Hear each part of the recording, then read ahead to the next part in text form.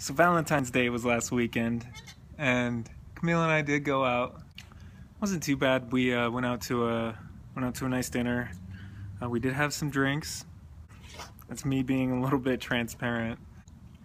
I don't think it's a huge deal if you have a couple of slip-ups here and there. It's when you fall completely off track and then you stay off track that will ultimately hurt you. I feel like over the course of 12 weeks, one or two or even sometimes 3 or 4 cheats really aren't going to set you back a whole lot. So it's just about maintaining that consistent routine,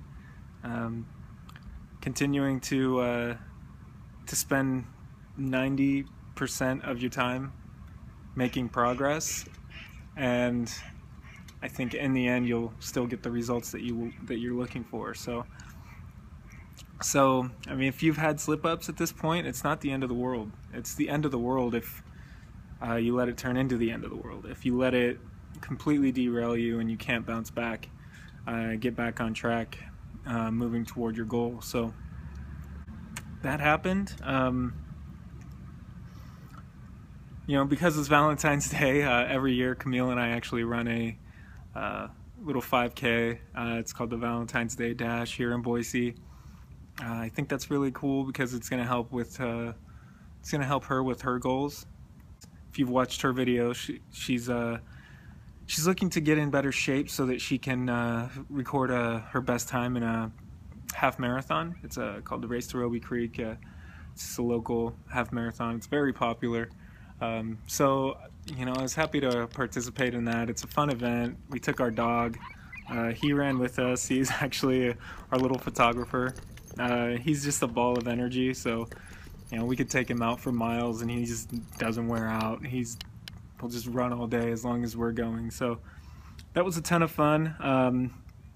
So in the end, I mean, we were really active that day. We got in a ton of cardio, and I think that even though we did end up cheating later on that night with a meal and a few drinks, I think it was strategically timed because we knew that was going to be a day where we were going to be extremely active. So, and that's always kind of been my thing. I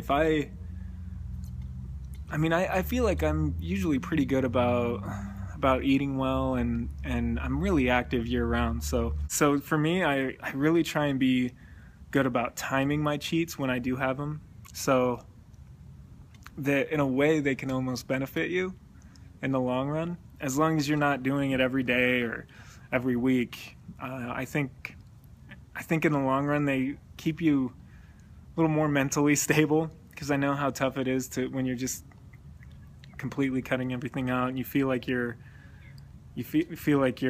denying yourself or depriving yourself. So it's a big tip for me this week. It's kind of about nutrient timing, cheat meal timing.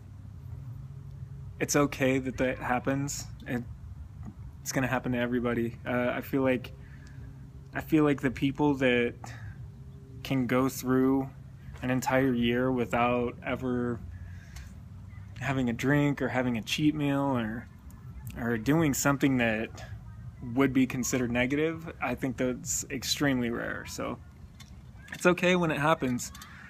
Just keep it really limited. Don't let it happen very often, and try and time it around when you're going to be really active, or a time when you actually might need the extra calorie intake or carb intake or what have you. The weather's getting beautiful. It's kind of weird because it's February, so it's typically one of the coldest months in the Boise or Idaho area, so it's kind of atypical of this time of year, but the weather has been fantastic. So I've been trying to get outside more. The run that we did on Valentine's Day, the weather was fantastic, so it was really nice getting out. As long as the weather holds up, I'm going to try and get in some hikes, just try and get outdoors, mix up the training routine a little bit, so that way I don't feel like I'm stuck in a rut. I feel like I'm getting really close with the collarbone. For the first time since I broke it, I was able to fully press my arm over my head with weight. So that felt good. I'm getting really close. Next week, I'm probably going to get into a little bit of before and after shots. Progress photos. I've taken really only taken one progress photo so far. I've taken my before shot and my second progress photo. I'm gonna do them after 3 weeks, 6 weeks, 9 weeks, and then obviously the after shot at 12 weeks. So gonna take my 6-week progress pic. We'll see how it looks, and I'll talk a little bit about that and really kind of what my plan is going forward as I get closer to full recovery, and what plan I'll be doing once I hit that. So keep training, keep getting to the gym, and keep eating right. I'll see you next week.